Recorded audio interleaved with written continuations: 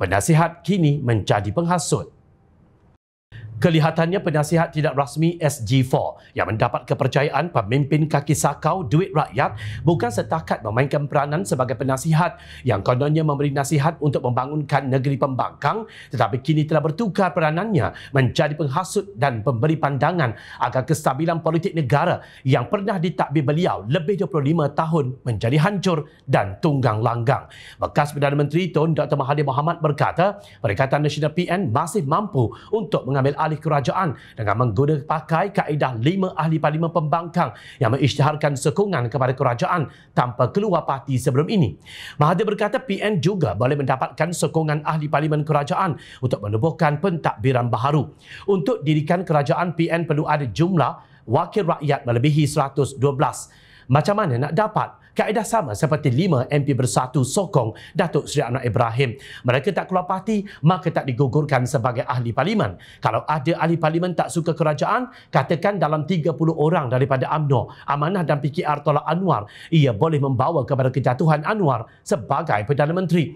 Dengan itu, parti lain termasuk PN boleh pilih orang lain sebagai Perdana Menteri. Seperti ketika Tan Sri Mahyadin dijatuhkan selepas 15 ahli parlimen UMNO menarik balik sokongan. Seterusnya Ismail Sabri menjadi Perdana Menteri. Perkara ini boleh diulang sekarang, katanya, dalam program Minggu Negarawan, setahun Kerajaan Pakatan Harapan dan Barisan Nasional di Yayasan Kepimpinan Perdana Putrajaya.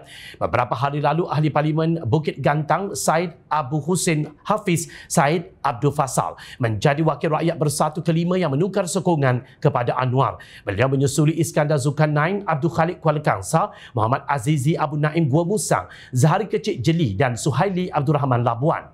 Dengan ikrar sokongan mereka, Anwar kini mempunyai sokongan 152 ahli parlimen. Bagaimanapun ini tidak dapat dibuktikan sehingga pengundian blok berlangsung di Dewan Rakyat. Mengulas ulang tahun pertama pentadbiran Anwar, Mahathir mendakwa dasar kerajaan hari ini tidak memihak kepada orang Melayu kerana Anwar bergantung kepada sokongan bukan Melayu. Anwar bergantung amat sangat kepada sokongan bukan Melayu. Kalau tidak ada sokongan bukan Melayu, beliau akan jatuh. DAP mempunyai 40 kerusi, dalam PKR ramai bukan Melayu. Jadi dasar Anwar tidak memihak kepada UMNO dan orang Melayu. Bila DAP kata negara kita bukan negara orang Melayu tetapi milik pelbagai kaum, Anwar setuju, katanya lagi. Rasanya rakyat Malaysia yang cintakan kesejahteraan dan keharmonian tidak pernah mempertikaikan jika Malaysia menjadi milik bersama, asalkan negara ditakbir oleh pimpinan yang ikhlas dan jujur, tidak menyakau dan tidak mengutamakan keluarga sehingga menjadi kaya raya 7 keturunan sedangkan rakyat tetap juga miskin. Ada benarnya apa yang diperkatakan Ahli Majlis Kerja Tertinggi MKT UMNO, Datuk Dr. Muhammad Fuad Zarkasi, yang mendakwa Tun Dr. Mahathir sebagai raja kroni dan nepotisme. Fuad berkata dalam podcast Keluar Sekejap, Dr. Mahathir beritahu Khairi Jamaluddin Abu Bakar bahawa beliau memang sengaja tidak memanggil SPRM untuk menyiasat politik wang dalam UMNO. Macam mana nak suruh SPRM siasat? Tun M sendiri raja kroni dan nepotisme. Dia bail out syarikat perkapalan milik anaknya Mizan masa kegawatan ekonomi. Dia bawa masuk Tun Daim Zainuddin dalam UMNO. Bermulalah politik perniagaan dalam UMNO. Para korporat makin minat merebut jawatan parti. Tun M tidak peduli semua itu. Harta UMNO haram asalkan dia, anak dan kroninya selamat. Sebab itu, mana mungkin SPRM diarah untuk siasat ketika itu. Dakwa Puan di Facebooknya 2 minggu lalu.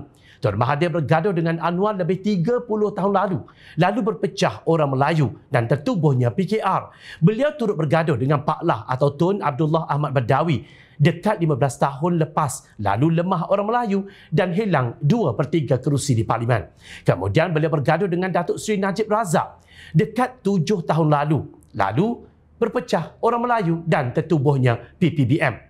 Tidak cukup dengan itu, beliau bergaduh dengan Tan Sri Mahyadin Mat Yassin 3 tahun lepas, lalu berpecah PPBM dan tertubuhnya pula Pejuang.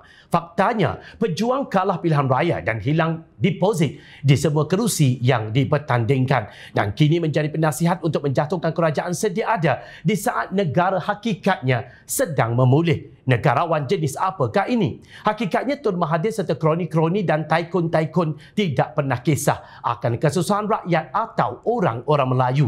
Jika beliau sayangkan Melayu, rakyat dan negara ini, bukan ini yang dilakukan seorang negarawan. Sekadar pandangan rakyat marahin, perlu diingat rakyat sentiasa memerhati